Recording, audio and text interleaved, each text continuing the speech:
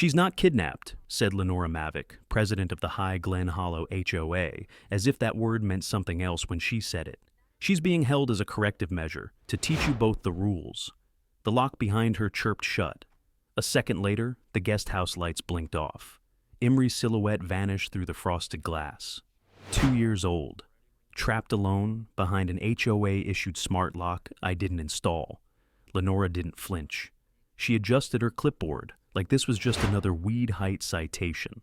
I stared at the keypad. The code display was custom, a firmware variation I hadn't seen in civilian-grade locks since the Amber Trace program was sunset by Homeland Security. That's when I knew. "I'd step back if I were you," I said. "That lock is pinging a deprecated node from a restricted firmware list. One I helped blacklist 3 years ago." She squinted. "I don't respond to intimidation tactics, Mr. Voss. If you want to lodge a complaint, the board review is... You just triggered a live violation flag in a federal child protection network. That keypad still calls home. And it wasn't just any home. Subscribe now, because when Homeland Security gets a ping from that list, the only thing left to review is what uniform kicks in your door." I took a step forward and dropped my voice. "Rian Voss, former DHS encryption lead, Child Cybercrime Division. I wrote half the escalation protocol tied to those signals." She froze. The power dynamic shifted, not because I was louder, but because she finally realized the silence meant someone else was already listening. The camera to our left flickered. HOA property, motion activated. I'd already routed it through my local node. She didn't know I'd reconnected it last night, after she cut it. The red light came back on. I didn't move. I didn't yell. I'd buried my wife 3 years ago. I had promised her our daughter would grow up safe, free from bureaucracy disguised as safety. Imre was taken from the park she was born beside, by a woman who thought power looked like a clipboard and a lock code. Lenora looked smug the last time she cited me, for a barefoot toddler on unapproved greenbelt topography. I ignored her then. She must have thought that meant weakness. Now she looked at me like she was waiting for me to make a mistake. But I wasn't here to argue about bylaws. I was here to make sure my daughter wasn't used as some HOA lesson plan. Behind her I heard a soft shuffle, a toy maybe, a footstep. Too light to make out clearly. I clenched my jaw. The same lock tone sounded again, shorter this time. Internal override cycle. It would seal again in 2 minutes. "I can have the rest of the board here in 20, Lenora offered, voice crisp. "You're escalating something you don't understand." I held up my phone. The HUD overlay pulsed green. Node active. Child detainment confirmed. Restricted firmware. Alert dispatched. Federal review. Live. "You don't understand who's listening." James Brome, the HOA's VP, stepped into the greenbelt from the sidewalk. He paused, saw the door, saw the camera, didn't speak. I did. "I'm not here because I lost control," I said to Lenora. "I'm here because I built the system that's about to tear yours apart." Behind her, the security camera rotated left, autonomously. Its firmware was syncing back to the master node. The red light blinked again. Someone, somewhere, was watching now. This wasn't about code violations anymore. This was about my daughter, about the bench her mother carved, about the promise I made, kneeling on pine shavings in grief, that no one would ever put chains around Imre, not the world, not fear, and sure as hell not an HOA president with a god complex. The red light turned solid, my hands stopped shaking, and Lenora Mavick took a single, rattled step back. A week earlier, the envelope was already taped to my front door when I got back from the grocery store. No knock, no conversation. Just a thick notice folded twice and sealed with the High Glen Hollow HOA emblem like it was a summons from a medieval court. Notice of violation. Minor endangerment via unsupervised access to restricted terrain. Underneath that, a grainy, zoomed-in photo of my daughter walking barefoot on the edge of the creek near the trailhead bench. The same one her mother carved. The same spot where we eat popsicles after long walks. I turned the page. The violation cited Clause 17(b). Children under 5 may not traverse unstructured or buffer zones without appropriate footwear and real-time adult escort. That's how they phrased it. Not as a rule, but as an accusation. At first, I thought it was a mistake, some automated flag from a motion sensor. Then I saw the name stamped in blue ink at the bottom, Lenora Mavick, President, High Glen Hollow Community Board. The woman really believed she had the right to tell me how to walk with my child.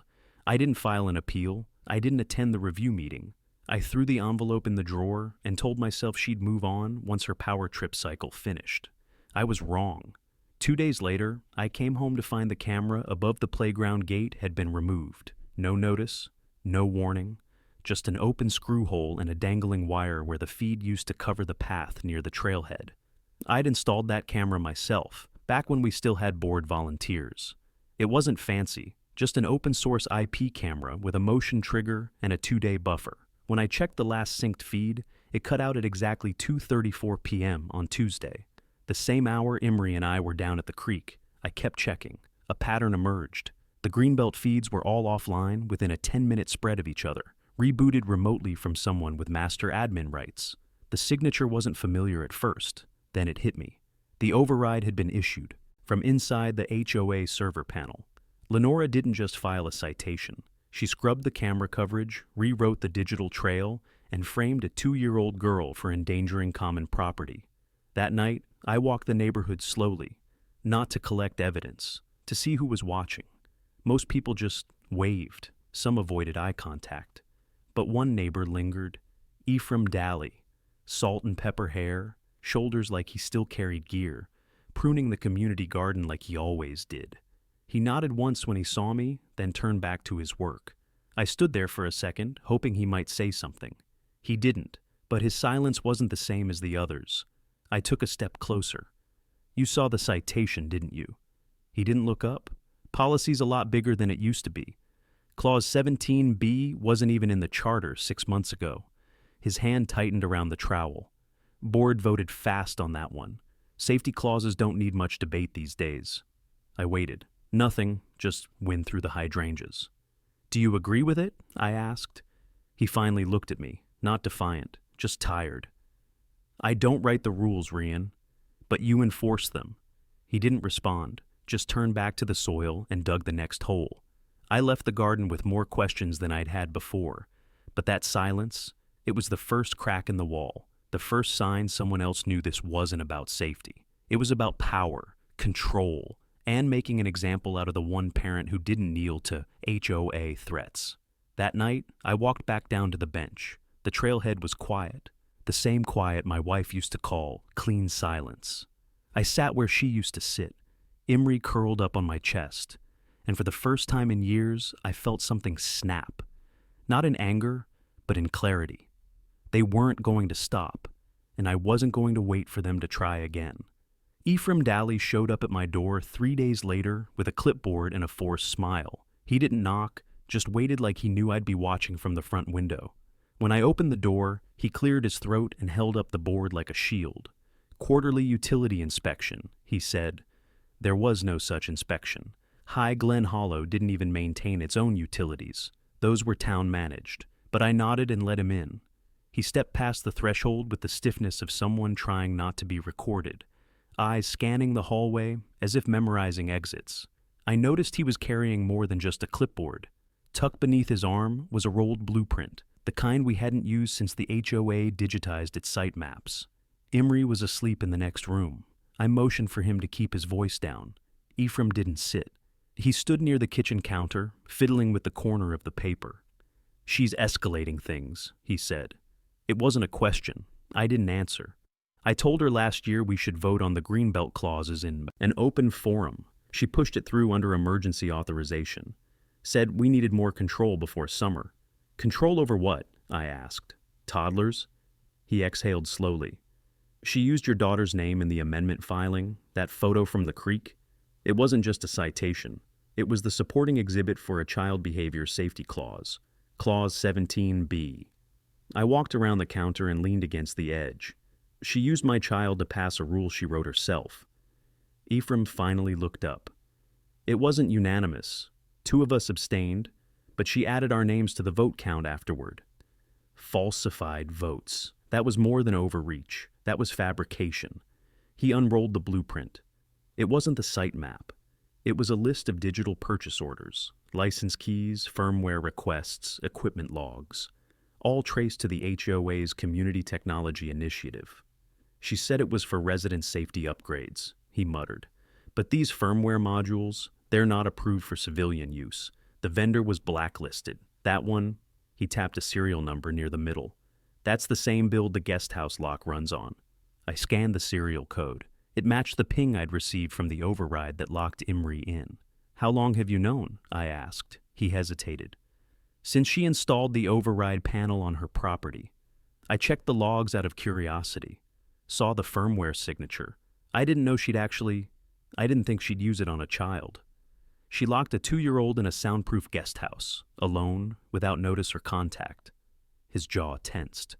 It wasn't part of the board's approval. We were told it was a monitored testing unit for high-risk emergency training.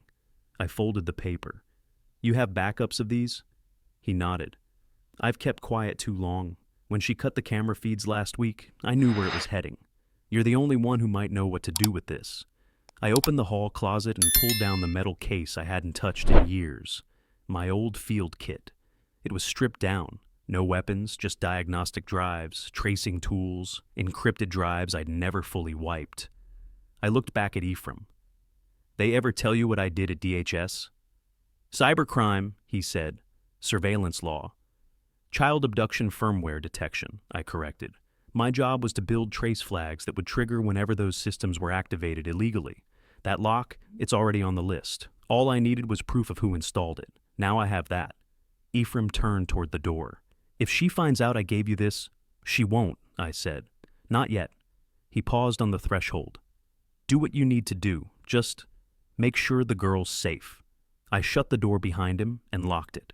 Then I dropped the PO logs on my scanner and started syncing the serial data against the AmberTrace blacklist. The moment it pinged, I'd route it through the only clearance channel I still had access to, and Lenora Mavic's little kingdom of rules. It was about to become very public. The flyer landed in my mailbox the next morning, printed on thick, glossy stock and trimmed with the HOA seal in embossed silver.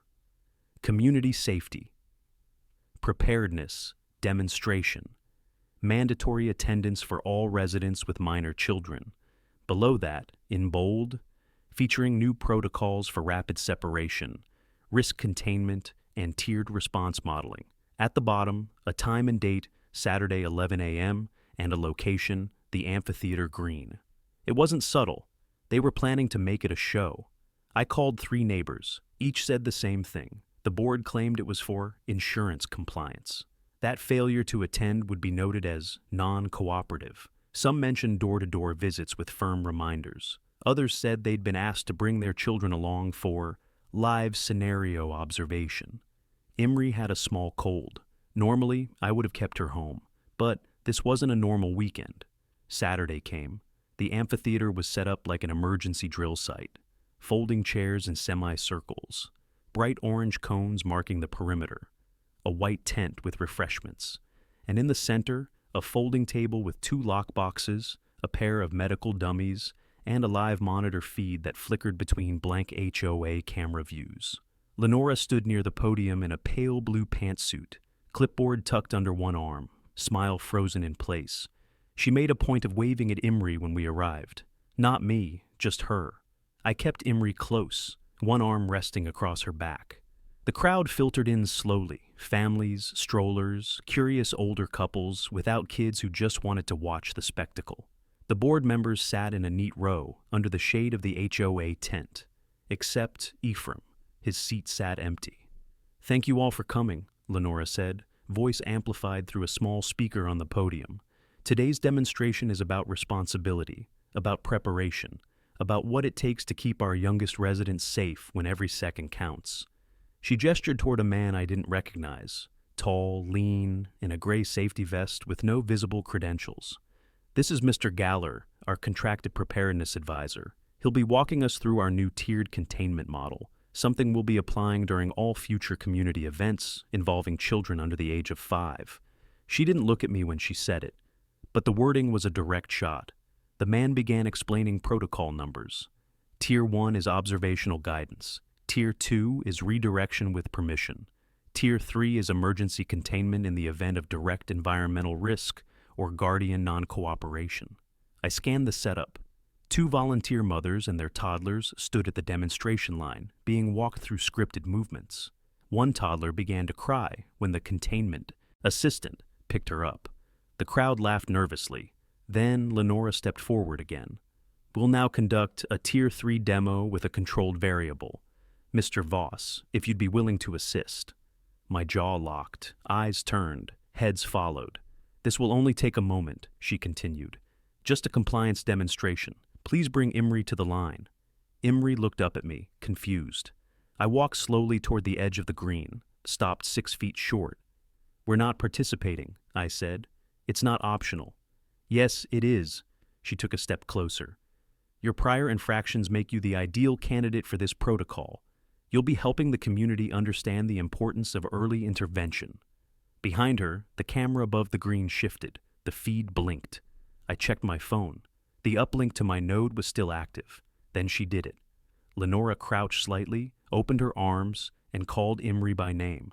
The move was practiced, deliberate. Imri hesitated. She looked up at me, unsure. I shook my head. She stepped back. But Lenora moved fast. In 3 strides, she was behind my daughter, scooping her up like a doll and retreating toward the guest house path with the same calm control she'd used collecting litter off a sidewalk. I shouted. A murmur rippled through the crowd. By the time I reached the first row of chairs, the lock behind her had already chirped shut. I didn't run, not at first. Running would have made it worse, made me the aggressor in the eyes of half a dozen HOA cameras still streaming back to a private server I didn't control. Instead, I walked, slow and deliberate, through the path that curved toward the guest house. My hands weren't fists yet, but my teeth were grinding. The door was closed by the time I reached it. No window access, just frosted glass and a keypad glowing amber. I tried the handle, locked.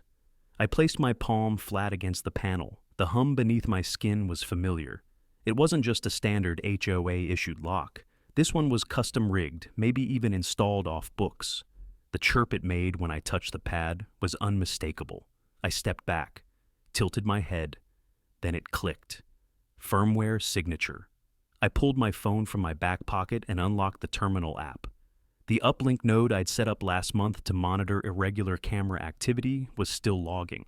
I routed into the live sync log, isolated the guest house camera ID, and tapped into its firmware ID. There it was, a Beacon Trace 209 module. My breath stopped in my chest. That firmware had been blacklisted by Homeland Security 2 years ago. I knew. I was part of the advisory panel that marked it for review after it was found embedded in devices used to monitor minors without parental consent. The HOA was never supposed to have access to it. Lenora sure as hell wasn't. I activated my local capture node and cross-referenced the signature with the archive blacklist I'd kept from the advisory days. Match, confirmed, device. Status, active lockdown, child presence, verified by motion sensor. I stared at the screen. My own software, repurposed, corrupted, and now holding my daughter inside a building that had no business being wired for detention. The system was still calling out, still tethered to the fallback node I'd buried on a secure sandbox server months ago, just to test whether these devices were still out there. I hadn't expected a hit. I had one now. I stepped back and looked up. The guest house had a small camera dome above the front door. Motionless, no red light, no flicker. But I could feel it watching. I ran a manual ping from my phone. Nothing. Then I flipped the protocol. Reverse beacon. 2 seconds later, the signal pushed back. Weak, but present. The dome wasn't just watching. It was syncing. That meant Lenora's system was active, broadcasting a restricted firmware signal. That signal could be detected by the federal node if routed properly. I uploaded the firmware ID to the sandbox. Then I patched in the override protocol I'd quietly saved from my DHS days. An exploit meant for compliance audits that had never been formally retired. It would force a trace event on any flagged device still operating. The second it went live, the amber keypad flickered. A soft thud sounded from inside. Maybe a toy, maybe Imri shifting. The motion detector triggered again. The confirmation alert blinked across my screen. She was still inside. I sealed the log, encrypted the bundle, and loaded it into the pre-routed escalation system I'd built into my private node months ago, Not for this, not for her. But it didn't matter now. The bundle pinged once, twice, then green. Federal node accepted. Trace dispatched. Somewhere in a DHS mobile unit, that alert was lighting up someone's screen. It would be slow at first, confirmation, validation, escalation, but it would move. It had to. I stared at the guest house door, then back at the greenbelt. No one had followed. The amphitheater was far enough that most wouldn't have seen the lock engage. Lenora knew exactly how much time she had. But so did I. I walked away from the guest house, down the winding side path that led toward the community garden. Not because I was retreating, but because I needed a vantage point. I needed to watch who came and went. I needed the camera feeds to keep rolling, and most of all, I needed to know if the system I'd built to protect children from monsters would actually work when the monster wore a smile and carried a clipboard. I didn't sleep that night, not even in shifts. I stayed at the bench just beyond the garden, knees stiff, hands clutched around a thermos of cold coffee, screen brightness turned all the way down. The guest house never lit up, not once. The motion log showed 3 flickers, light pacing, maybe Imri trying to get comfortable, maybe her trying not to cry. Each one sent another flare of heat up my spine. The signal I'd dispatched, my trace bundle, had been received, confirmed, and escalated. I'd gotten the second ping at 3:42 a.m. Eastern. The node hadn't rejected the request. That meant DHS hadn't buried it, but they also hadn't moved yet.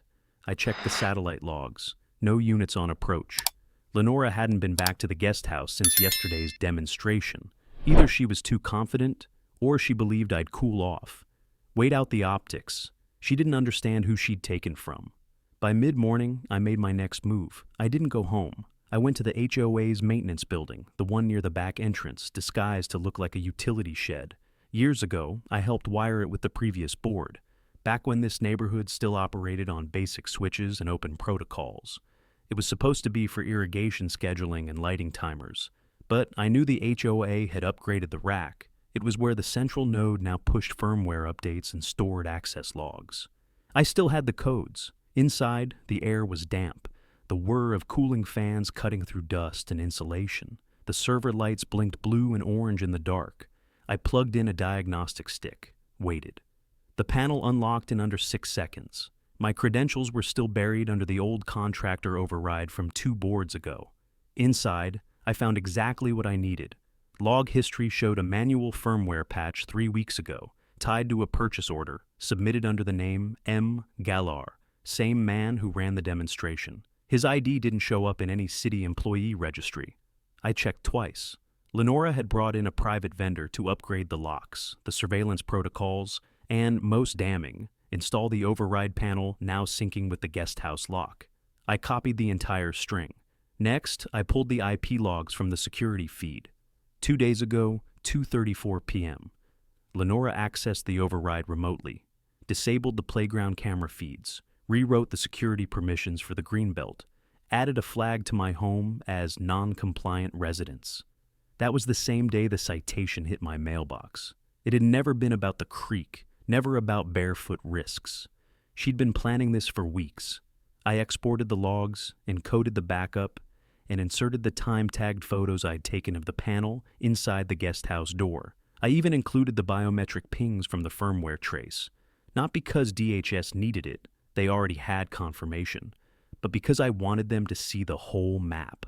I sent the entire bundle through the secure node, then I pulled the old breaker panel open and threw the switch. Every HOA server in that shed went dark. The irrigation wouldn't work tonight.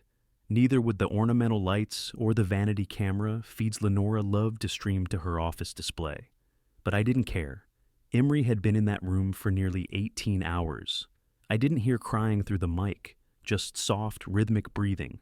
She was asleep. She'd stopped knocking? That was worse than screaming. I stepped back into the sunlight, locked the door behind me, and walked up the road. My hands were shaking, not from fear, from clarity. I knew now what came next. This wasn't just about collecting proof. I had to make the signal impossible to ignore. I wasn't Rian Voss the neighbor anymore. I was the man who built the system that DHS still used to track firmware exploits on miners. and I was done waiting for permission to act. Ephraim knocked on my door just before sunset, wearing the same canvas jacket he always wore when he didn't want to be recognized. His hand hovered too long on the doorframe after I opened it, like he expected it to be slammed in his face. "I saw what you did," he said quietly. "Power's out in the main panel. Lenora's losing her mind." I stepped aside without a word. He walked in, pausing when he saw the dining table covered in printouts, thermal image snapshots, server logs, and a single open laptop looping the guest house's internal motion sensor readout. He took it all in without speaking. "She's still in there?" he finally asked. "She hasn't moved in the last hour," I said. "Temperature's stable, but her knocks stopped sometime around 2. He exhaled hard and leaned against the wall, like the weight of his own silence was finally catching up to him. "She said it was a preventative demonstration," he muttered, "that it was symbolic, a stage model, that she'd return the child after the meeting. She never came back," I said. 18 hours and counting. His jaw worked, but nothing came out at first. Then he pulled something from the inside of his coat. A flash drive. "Backup of everything she changed," he said. "She deleted the logs from the vote history after forging our digital signatures on Clause 17B. This proves it." He dropped it on the table. I picked it up and turned it over in my hand. "You've had this the whole time?" "I made it after she installed the firmware. I didn't think she'd use it. I thought, hell, I don't know what I thought, that it was all for show, that she wanted to scare you into submission." "She didn't scare me," I said. "She took my daughter." He sank into one of the chairs and stared at the wall. "Do you know how long I've been on this board? 7 years. I watched it go from potluck committees and parking disputes to tactical containment drills and biometric tags on toddlers." "You helped build it," I said. "Not to blame, just truth." "I did," he admitted. And then I stopped recognizing what it was turning into. Lenora, she was always persuasive, said it was for the good of the community, said liability was a threat to cohesion, said we needed stronger tools. She quoted safety stats and risk management studies like scripture. "She wanted obedience," I said, "not safety." He nodded. "Now she's rewriting the map and calling. What law? And most people are too afraid of HOA penalties to question it." I turned back to the laptop and plugged in the flash drive. A folder tree bloomed to life. Ordinance drafts, firmware licensing, camera override logs, and most importantly, board vote history. The file on Clause 17B showed 3 yes votes, but the digital certificates attached to 2 of them didn't match the board members' actual signature keys.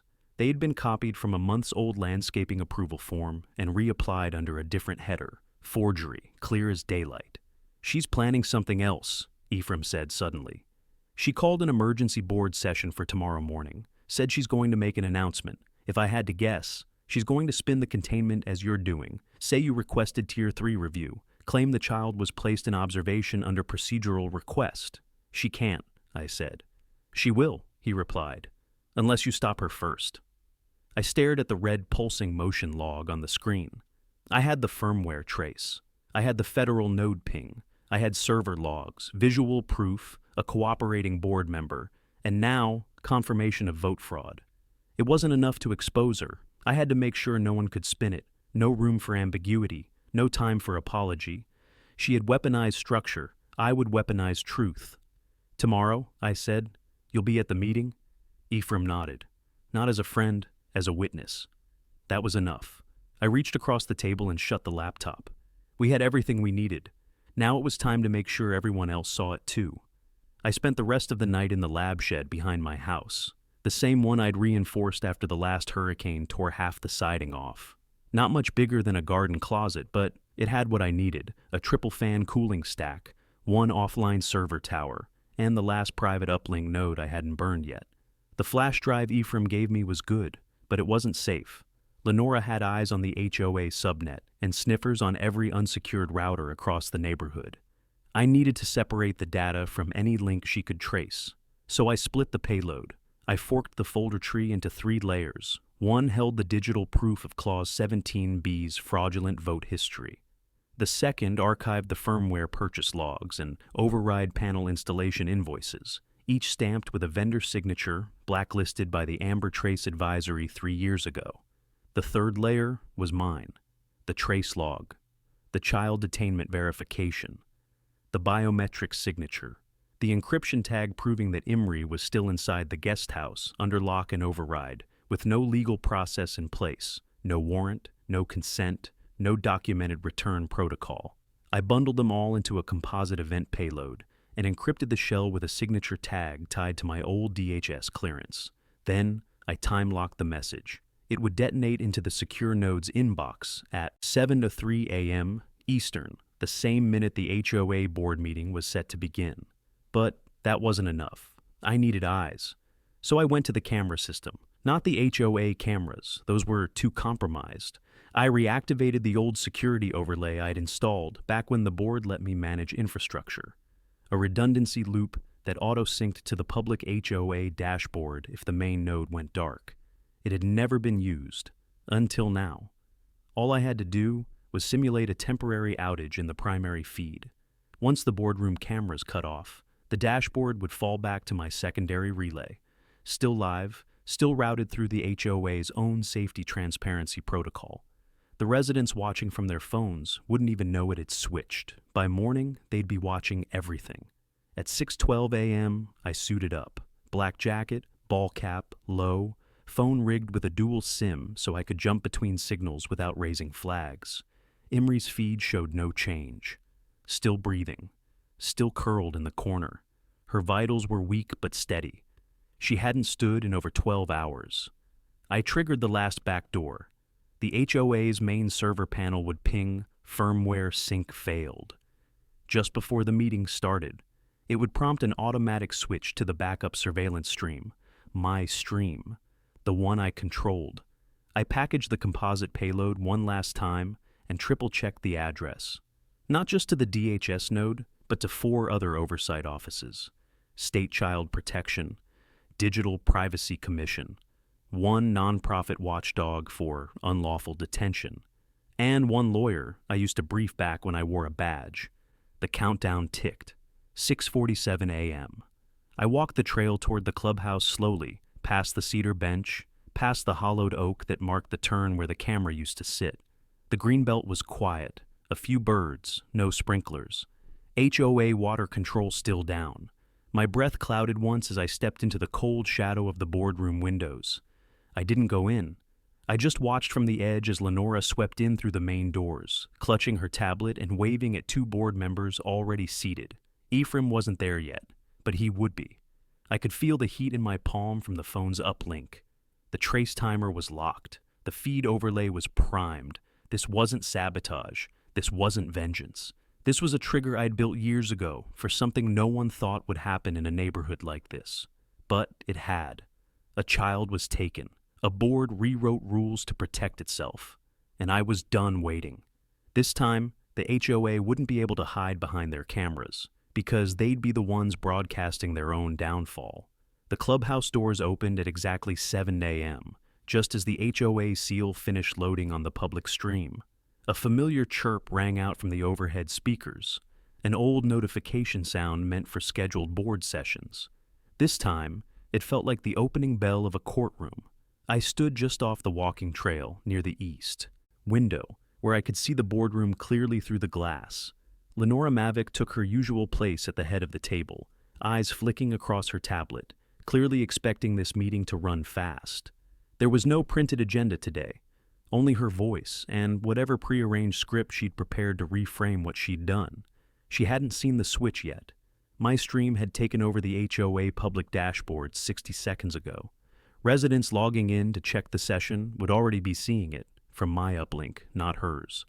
The cameras weren't pointed at her face yet, not yet. Ephraim arrived next, slightly late but calm, no jacket this time.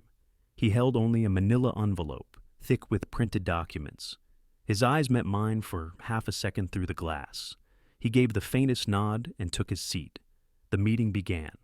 As acting president of the High Glen Hollow Community Board, Lenora said, I'd like to thank you all for making time this morning for an urgent matter of safety, ethics, and procedural clarity. No one questioned her authority. Not allowed, not yet.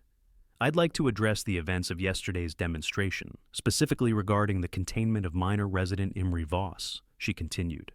There have been concerns, misunderstandings really, about the nature of her temporary observation status. Allow me to clarify. Her tone was rehearsed, polished. She spoke like a publicist cleaning up a school scandal. Due to a series of non-compliance incidents, and in accordance with Clause 17B, she said, we initiated a Tier 3 safety protocol under community supervision standards. The child in question was placed into a secure holding structure for simulated containment, with all applicable safety precautions observed. The camera zoomed slightly. Her smile didn't move. Then the timestamp on the stream rolled over, 7:03:04, and everything changed. The feed glitched for a heartbeat, then stabilized. On screen, a thermal map appeared, Imri's biometric overlay, red and gold, pulsing gently in the corner of the guest house floor. A live data stream ticked across the bottom. Child status: detained. Yazik course, lock. Status: engaged. Yar's parental consent not found. Across the room, Ephraim reached into his envelope and pulled out the first page. The guest house in question, he said clearly, is not registered as a certified observation structure. The firmware installed on its locking mechanism was purchased from a blacklisted vendor and manually added to the HOA's security node using credentials not approved by this board. Lenora froze. He dropped the next paper on the table. This is the purchase record, signed by a third-party contractor named M. Galar, who, for the record, is not licensed with the state. Someone in the room gasped. Another board member shifted uneasily. Furthermore, Ephraim continued, Clause 17B was never passed with full consent. My vote and Ms. Corrigan's were falsified using duplicate digital signatures copied from a previous landscaping permit. Lenora finally spoke. This is out of order, but the feed cut her off.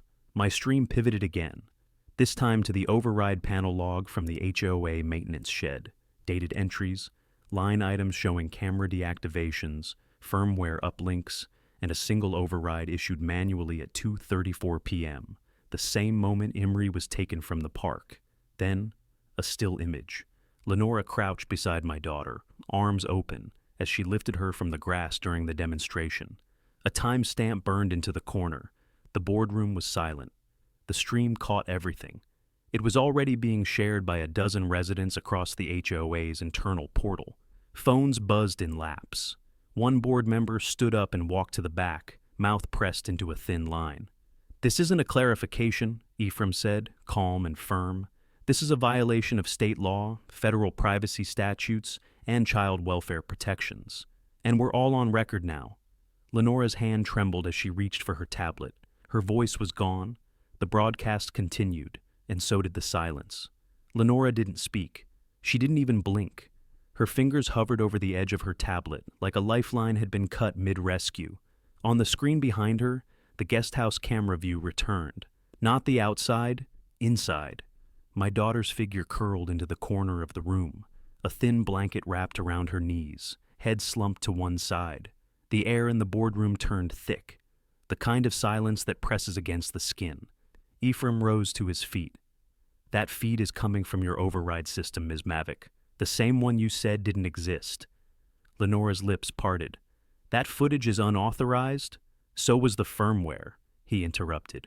So was the vote. So was the override. And so was the detainment of a 2-year-old child for the sake of a performance. Someone in the room stood. Mrs. Corrigan, the board member whose signature had also been falsified. Her face was pale, hands shaking slightly as she clutched her chair. I never approved Clause 17B, she said, her voice cracking. I never saw this footage. This isn't what I signed up for. Another board member pushed away from the table. Then another. Lenora stayed seated, rigid as marble, as if willpower alone could glue the authority back together. Then the knock came. 3 sharp raps against the double doors of the boardroom, the kind of knock that doesn't wait for permission. Everyone turned. 2 men in plain black jackets stepped inside, followed by a third. A woman with a laminated badge swinging from a neck lanyard. Lenora Mavick? The woman asked. Her voice was clipped, professional, practiced. We're with the Office of Cybercrime Enforcement and Juvenile Protection, acting under DHS mandate. Lenora didn't move. We're executing a federal order to inspect and... Secure any and all surveillance, override, and containment systems currently operated by or adjacent to this homeowners association, the woman continued. You've been named in a formal child welfare trace dispatch. My legal counsel, Lenora began, is waiting outside, the woman said flatly, along with Child Protective Services and 2 agents from the State Privacy Division. You'll have the opportunity to speak after the child is secured. It was Ephraim who stood and stepped back from the table first. The guest house lock is still active. Firmware logs show no parental override was issued. The child is still inside. The DHS agents nodded. One tapped a device on his wrist. We have a ping. Moving to extract. The stream continued broadcasting as they left. Lenora remained seated, hands still hovering over the tablet. She looked like she'd been turned to stone. Someone cleared their throat near the back. James Brome, the HOA vice president, stepped forward. Motion to suspend the current board until a full investigation is complete, he said. Effective immediately. No one argued, no one voted. There was nothing left to vote on. Minutes later, outside the clubhouse windows, the feed caught the agents approaching the guest house. One used a biometric device to interface with the door panel. The red light flashed, then turned green. A pause. Then the door opened. I saw it all through my phone screen. Imri's blanket, her slow lift of her head, her confusion as soft hands reached down and spoke her name. Then her arms went out. And she was safe. A medic swept her up in a foil wrap and walked her out with measured calm. The entire room watched in stunned stillness. I stepped back from the trail, far enough that the camera couldn't see me. I didn't need to be in the room. I didn't need applause. I didn't need a stage. All I needed was that one moment, my daughter, breathing, carried into daylight, away from walls that tried to teach her obedience through fear, and from a woman who thought rules were more sacred than lives. By noon, the clubhouse parking lot was full of news vans. No sirens, no shouting, just slow, deliberate movement. Cameramen unpacked tripods while interns flipped through press packets passed out by DHS. The story had already escaped the gates. A federal detainment, live-streamed to an entire HOA with an unblinking camera feed of a 2-year-old locked inside a soundproof room. That didn't stay local. It wasn't just neighborhood gossip anymore. It was national. I didn't go home. I stayed near the trailhead, perched on the cedar bench with Imri asleep on my chest. The foil wrap was bunched beneath her like a makeshift nest. Every few minutes she'd murmur and tighten her grip around my collar, like her body still wasn't convinced she was safe. I kept my eyes on the clubhouse, where the crowd had gathered for what the board called an emergency general session. They'd blasted it out through text, email, even door tags. Attendance was voluntary, but the room was standing room only by the time the HOA secretary rang the gavel. Ephraim took the podium. His voice wasn't theatrical. He didn't grandstand. He just read. On July 7th, at approximately 11:02 a.m., the High Glen Hollow HOA initiated a public demonstration involving a minor child without consent of the guardian. Said child was removed from a common area under the false pretense of simulation and subsequently detained in an unregistered structure using firmware prohibited by federal law. He paused. The silence was deep. Even the reporters waiting outside didn't interrupt. Board President Lenora Mavick falsified at least 2 votes related to Clause 17B, misused override credentials, and directed the installation of tracking and detainment firmware through a vendor flagged by DHS. These actions were not approved, discussed, or disclosed in any legal session. He held up the envelope. All evidence has been turned over to federal authorities. We are cooperating in full. A woman in the back shouted, "Where is she now?" Ephraim didn't hesitate. In custody, denied bail. She's under federal investigation for unlawful detainment, surveillance violations, and child endangerment. A ripple of voices surged, not outrage, relief, vindication, fear, unwinding itself from weeks of denial. Then Mrs. Corrigan stepped up to the microphone. I voted against Clause 17B. My signature was copied without my knowledge. I want that on record, and I want this board dissolved. Another voice followed, then another. Ephraim raised his hand. As acting interim chair, I support a motion to disband the current board and initiate a full community review. All systems installed under the Community Safety Initiative will be dismantled pending third-party inspection. The gavel rang again, 3 times. It was over. Outside, residents gathered in clusters, murmuring in tight circles, casting glances at the trail where the guest house stood. Some looked ashamed, others looked furious. A few, the ones who had once defended Lenora's constant citations and veiled warnings, looked genuinely stunned, as if they'd finally seen the difference between safety and control. Ephraim found me on the bench an hour later. He didn't speak at first, just sat on the opposite end and stared out over the greenbelt. "She okay?" he asked after a while. "She will be," I said, "but not yet." He nodded. I kept thinking, if I had spoken up sooner, back when she started writing those clauses, when the cameras began rotating into blind zones, maybe none of this happens. Or maybe she just finds another way to hide it, I said. "You stepped up when it counted. That's more than most." He didn't argue, just sat there, jacket draped over his knees, hat pulled low, like the sun was something to hide from. "I'm not staying on the board," he said finally. "They'll need someone else, someone better." "I'm not volunteering," I said, "but I'll be watching." We sat in silence a little longer. The breeze stirred the grass around the trailhead. A child's bike clinked as it rolled over the gravel path. Somewhere far off, a sprinkler system tried to start but failed. The HOA servers still down. Eventually, Ephraim stood. "Take care of her." I looked down at Imri, her thumb halfway to her mouth, finally still. "I already failed her once," I said. "That won't happen again." He nodded and walked back toward the clubhouse, shoulders heavy but steady. And I stayed right where I was. The guest house was torn down within the week, not decommissioned, demolished. The board didn't vote, they didn't debate. They just brought in a private contractor, ripped the locks out first, and gutted the place from foundation to roofline. The metal door, the keypad, the override panel, gone. Hauled out in pieces under DHS observation. No one argued, not even the former loyalists. Not even James Brome, who once backed every one of Lenora's citations without hesitation. Imri never asked about the room, not once.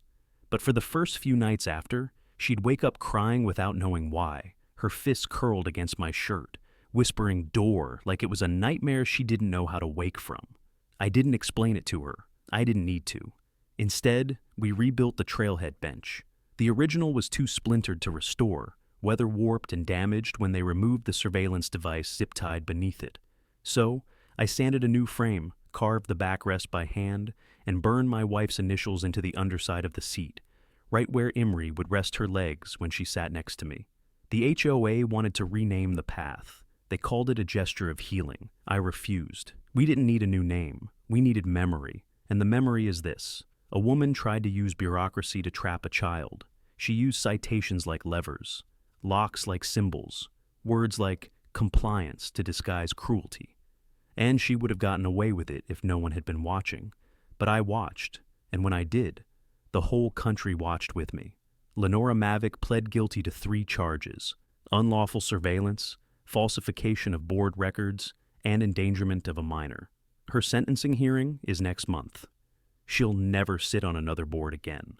She won't be allowed within 100 feet of any HOA governance system. The state of North Carolina began drafting legislation the following Monday to regulate surveillance tech in private communities.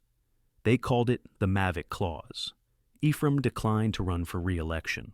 So did every board member except Corrigan, who now chairs the new oversight committee. The HOA removed the entire Community Safety Initiative from its bylaws. No more behavioral tiers, no more containment drills, no more override.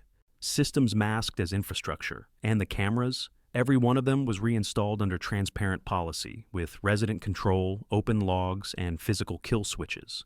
The transparency stream now runs on a split-node system with independent auditing. It's not perfect, but it's better. As for me, I didn't go back to federal work. I didn't want to. I spend my mornings walking the greenbelt with Imri, pointing out lizards, picking up wildflowers, teaching her how to tell where the sun rises by the warmth on her face. Some days, she rides her balance bike ahead of me. Other days, she holds my hand like she's still making sure the path is ours. It is. She doesn't flinch near the bench anymore. She runs to it, climbs onto the seat like it was built for her, because it was. I sit beside her, and we eat fruit snacks and watch the wind move through the tall grass. We don't talk about what happened. We don't have to. But I remember. I remember the click of that lock, the amber glow of that keypad, the hollow voice of a woman who thought fear could teach obedience. And I remember the moment everything changed, when I stopped waiting for justice and made the signal impossible to ignore. You don't win against people like Lenora by arguing. You win by recording, broadcasting, tracing every step they take until they walk themselves into a corner. You win by knowing how the systems work and reminding them that you helped build them. So if you're still reading, if you followed this far, ask yourself something. Who's watching your HOA? Because you better hope it's someone who knows what firmware their locks run. Subscribe now so you never miss the stories they hope you never tell. We're not done yet.